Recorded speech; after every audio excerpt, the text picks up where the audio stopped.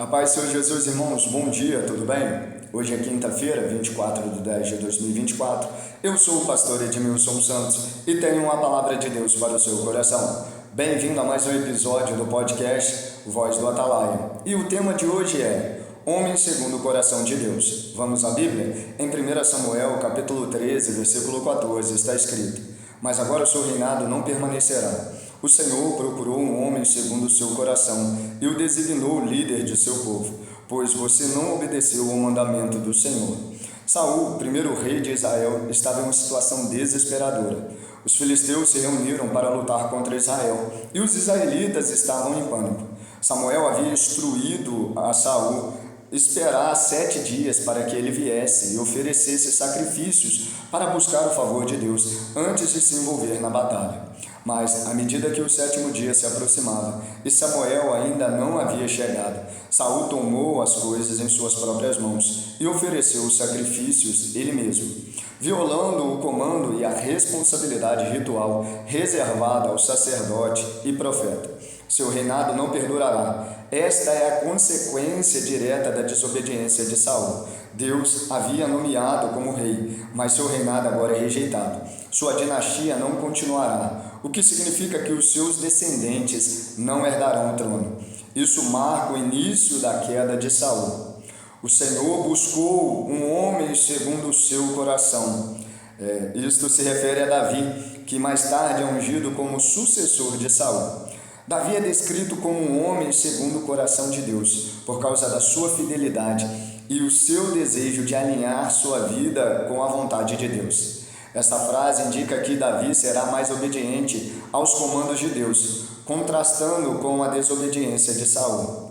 A ideia de ser segundo o coração de Deus sugere uma pessoa que busca os desejos de Deus e vive de acordo com eles. Não se trata de uma perfeição moral. O próprio Davi pecou, mas o desejo fundamental de seguir a vontade de Deus. Nomeou governante do seu povo, o líder do seu povo. Embora Saul ainda seja rei neste ponto, este versículo prediz que Deus já decidiu substituí-lo por Davi. A soberania de Deus sobre a liderança de Israel é enfatizada. Ele nomeia governantes e remove. Porque não guardastes a ordem do Senhor, o mandamento do Senhor. A queda de Saul está diretamente ligada à sua desobediência. Isto não foi meramente um erro estratégico ou militar, mas uma falha em obedecer a um comando claro de Deus. O ato de Saul de oferecer sacrifícios ele mesmo foi visto como uma quebra de confiança e fé na ordem designada por Deus. Este versículo mostra o controle de Deus sobre quem governa seu povo. Ele escolhe ativamente líderes que se alinham com sua vontade e rejeita aqueles que não fazem. A falha de Saul em obedecer leva à sua rejeição, demonstrando que o favor de Deus depende da obediência, não apenas da sua posição ou poder. O erro de Saul mostra que Deus valoriza a obediência mais do que rituais religiosos ou sacrifícios. Saul realizou o ritual, mas o fez fora da ordem prescrita por Deus, mostrando uma falta de fé no tempo e no comando de Deus. Este versículo marca um momento crucial na monarquia de Israel, onde a falha de Saul em obedecer a Deus resulta em sua rejeição como rei. Ele introduz o tema de Deus, escolhendo Davi, um homem segundo o seu coração, como o futuro líder do seu povo. O versículo enfatiza a importância da obediência a Deus e as suas consequências da autoconfiança e da desobediência, que muitas das vezes é o caminho decidido por muitos cristãos. Que cada dia mais nós possamos entender que Deus ele rejeita aquele que faz as coisas do seu próprio jeito e acolhe, aceita, escolhe aquele que decide viver pela vontade de Deus.